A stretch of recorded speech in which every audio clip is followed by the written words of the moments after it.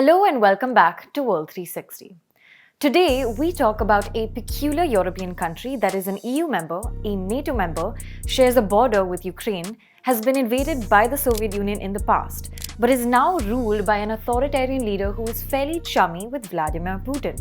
I'm talking about Hungary. On Monday, Hungary's strongman leader Viktor Orban was re-elected as Prime Minister, securing his fourth term in office. And who was among the first that congratulated him? Vladimir Putin, who said he hopes that despite the difficult international situation, the two countries' partnership will be in line with the interests of the Hungarian and the Russian public. Orban now becomes the third longest-serving current leader in Europe, with nearly 16 years in power, behind Belarus's Alexander Lukashenko and Russia's Vladimir Putin.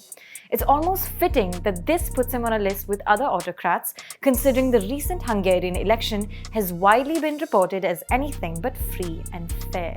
Reports noted how over the last decade or so, Orban has worked to manipulate the political and electoral process by gerrymandering constituencies, muzzling the press to churn out propaganda, imposing unfair campaign finance rules and more.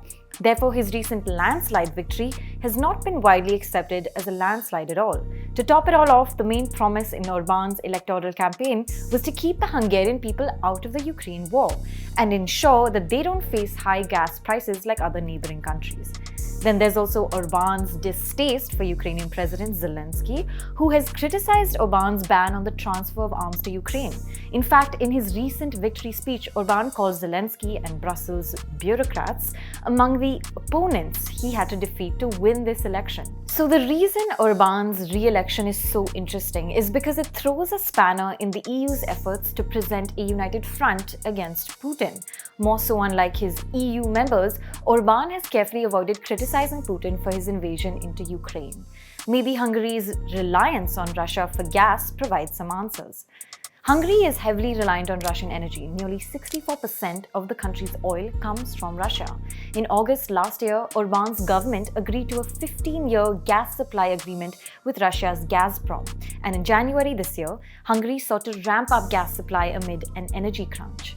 Now keep in mind that as part of this 15-year agreement, Russia delivers 4.5 billion cubic meters of natural gas annually to Hungary on routes avoiding neighboring Ukraine. So what's the EU going to do about one of its democratic backsliding member states? For now, there is speculation that the EU will invoke the rule of law conditionality mechanism, which would basically deprive Hungary of EU funds. However, the law has never been tested. But as the war in Ukraine gets bloodier, it's likely that Putin's friends will face action too. We've already seen how Belarusian President Lukashenko was sanctioned by the US. So is Orban next? Timothy Garton Ash, a historian and political writer, told The Guardian that invoking the rule of law conditionality mechanism could mean the EU continuing to withhold post-COVID recovery grants and loans, since transparency cannot be guaranteed by a regime that is actually built on the corrupt use of EU money.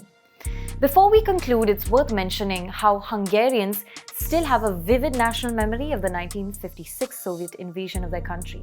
More so, how Orban's governing Fidesz party has always glorified the young local men who fought the Red Army in central Budapest and came to be known as the Lads of Pest. The 1956 invasion was a vicious attack by Soviet forces to quell a nascent rebellion in Hungary.